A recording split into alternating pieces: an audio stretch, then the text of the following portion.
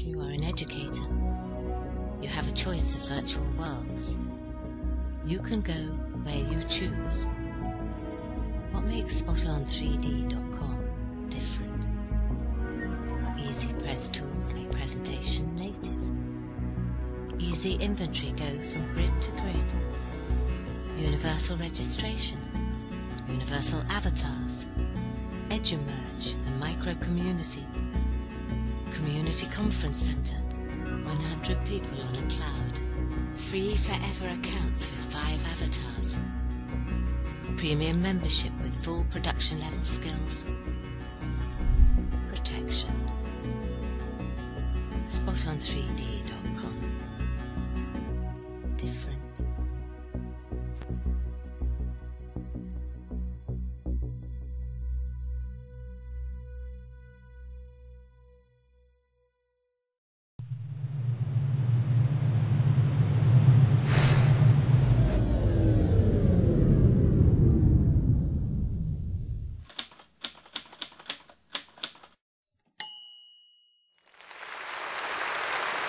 Hello and welcome to GRIDwrap.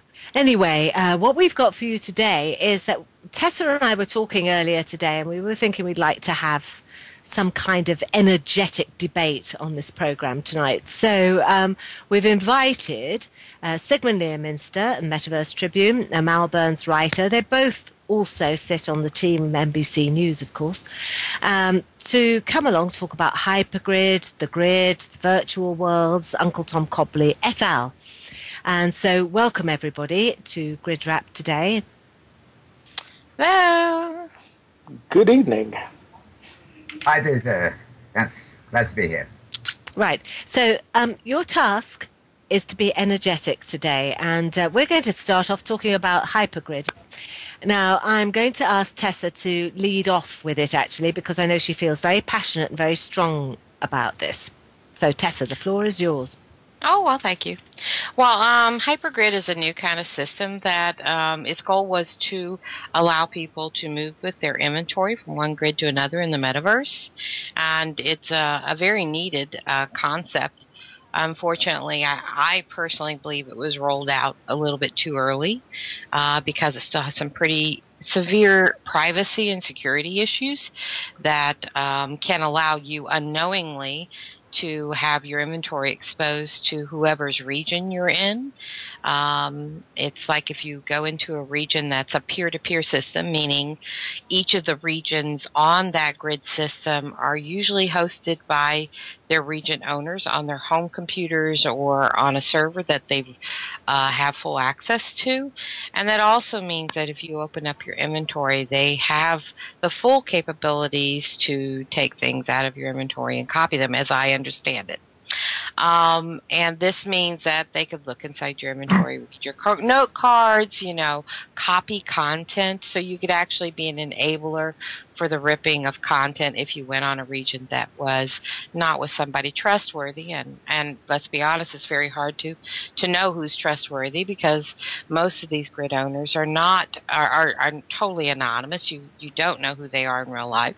You don't know if they're to be trusted with your private information. So from my perspective, hypergrid would be like if GoDaddy ran a hosting service and then they said, oh, by the way, you'll be able to reach into your next door neighbor who were hosting as well and help yourself to any of their content if you want. But no, you're not supposed to do that, but we don't have anything to stop you from doing it. So I think it's just irresponsible at this time to promote this as a professional tool. But we understand there has to be beta testing to bring it to the next level. We just think it should not be something that we purport to professional organizations and business people at this time. Yeah, I actually agree with you. For example, if I ran an OpenSIM installation on my local hard disk, which is acting as a desktop, of course, the moment I go online, if it's hypergrid enabled, then technically anybody can jump into my computer, as it were, and nick all the stuff I might be building offline. And I do accept particularly that is one thing that to some extent needs to be sorted. But yeah, you mentioned hypergrid being intended to be a sort of thing where you can jump between worlds with your inventory intact and everything. And in some ways, yes, but at the moment, I see it much more as a way to jump between grids. The inventory thing is an issue, but until there is some kind of cross-grid currency that you can travel around with, and maybe some kind of permission system that allows you to export, I'm not overly worried myself as yet, because if I go to a repeatable grid, be it the reaction grid or Arcadia grid or one of the Franco grid, for example, it's true I can pick up some freebies and bring them back to my home grid. But without currency, I can't possibly buy anything that requires currency. And even if I did buy something, things like no modified, no copy remains kind of intact. So it tends to be down to the permissions allowed at the destination grid you go to. I'd actually like to see, I'd like to be able to convert my lindens, for example, some of them at least, into some kind of OpenSim currency that I can travel around various grids in and buy things if I wanted to actually buy them. To me, the whole thing essentially is ease of use and the idea of a connected metaverse. I must admit, I have no financial interest in these things, so I don't tend to think too much personally, in a day-to-day level about my IP rights or other people's IP rights in that sense. And I rather like the idea that I can literally log into shall we say, a metaverse viewer and have the ability to hop between destinations. Now, in fact, your viewer, Tessa, the Spot on. I was going to say, we do have another option that doesn't run the risks of hypergrid, and we have for hold on, Tessa, quite a while. Let Mal finish what he was saying. Anyway, I was going to say, for example, when I go in as my normal reaction grid avatars, I tend to use the Spot on 3D viewer because I like the viewer, and it does allow me to swap to other grids where I've got already registered independent avatars. And it has one advantage to me, and that is that I can swap grids. So long as I'm registered on the grid, I can actually swap grids and hop into them without actually closing down my client viewer. And that is an immense help to me. But Hypergrid, I normally go in on, the Imprudence viewer.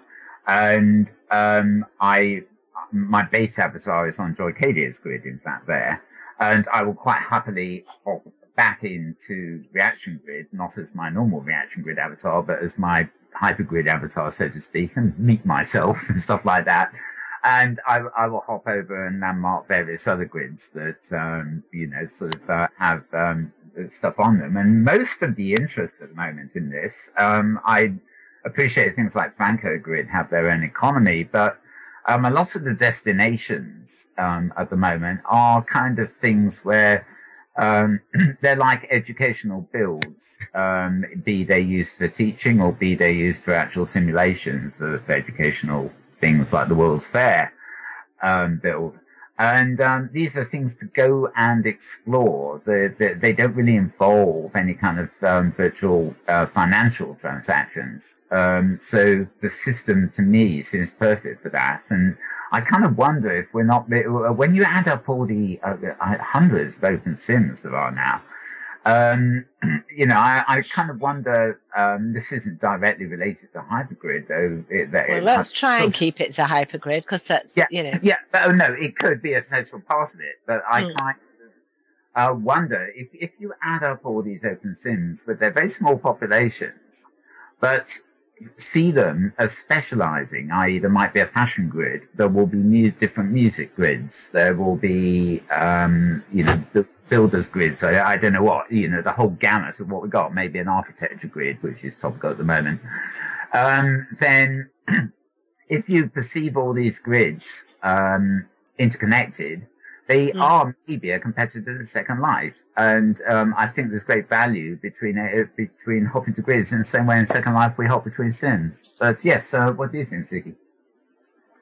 Well, I'm thinking very much along the lines of what you were saying there in terms of the economies.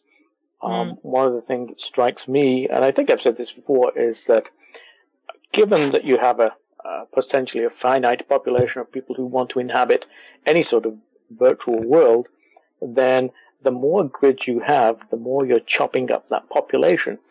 And again, the logical conclusion is that everybody has their own little grid and nobody goes to anybody else's. And that seems to be, of course, that's taking it to a logical nonsensity. But what is important, I do think, is what you were saying there is intriguing, the notion that you could have a common currency.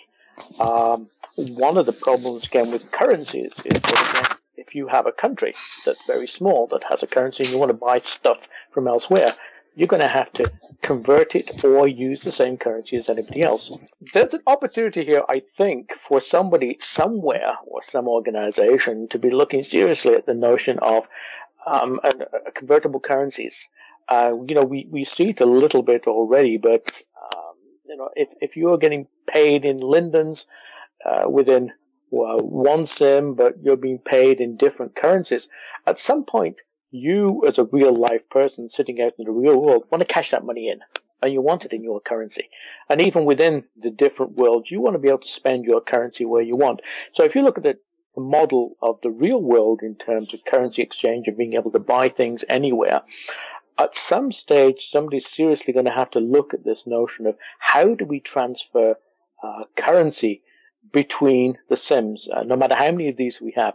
So I'm real curious to know how that's going to turn out, the currency issues. So we're actually going to end up with Esperanto, aren't we, on all these open sims. Esperanto is a language that was developed a few decades ago to enable, in the hope that people would be able to speak one common language from various roots. They would find a familiarity with it. We could all converse together. So we need a kind of Esperanto of the economy, do we, Sigmund? Is that what you're saying? I'm just saying that we either need to have a common currency, which I'm not particularly in favor of. I'm not particularly in favor of that in the real world, but a system of currency exchange. And I think when you have a system of currency exchange, what that allows you to do, again, just like the real world, it allows you within your own sim to control your economy to some extent, but then interact with others. So having currency exchanges of some sort, one, allows you to transfer what you've got somewhere else, and two, it's an opportunity for somebody somewhere to develop a currency exchange, and they could make some money out of that. Hello. I'm waving my hand frantically here because, guys, we've had this system in place for over a year, but nobody would deliver to Second Life because they didn't want their IP rights. The devil does delivery. Be specific. But is that about currency exchange, or is it about... Think about it. We have a marketplace that's web-based. It's not concentric with any one grid. It can deliver product to any grid that the creator decides is trustworthy. And honestly, they should be the ones that decide what grids they trust their product on. But Tessie, you're talking about... Let me finish, please. I was very quiet with you two guys. No, you weren't. Except for yelling. You were yelling. Child, yes, as he comes in from school because he has a habit of running into my room and chatting his head off. So anyway, the idea is, look, when you have a web-based system like Spot On Synergy, it can deliver to any grid, literally. When you have a payment system that's based on PayPal and it's free, completely and utterly free to contribute and get involved with. We do not charge for you to get a membership, and you can utilize PayPal as a way to bring in money in your currency and have it transfer and become a universal dollar that can be used on any grid. And you can cash it out, and you can list or buy content, and it can be delivered to those other grids. Then we will be actively going to other grids that don't have an economy, that don't have a content base, and offering them to tap into our system so that they can achieve this goal. We can have a common balance of content delivery and currency that's based on real dollars. Of course, we do have the SO3D buck. So if they want to communicate in that way, that's how most of the creators on our grid have elected to do that.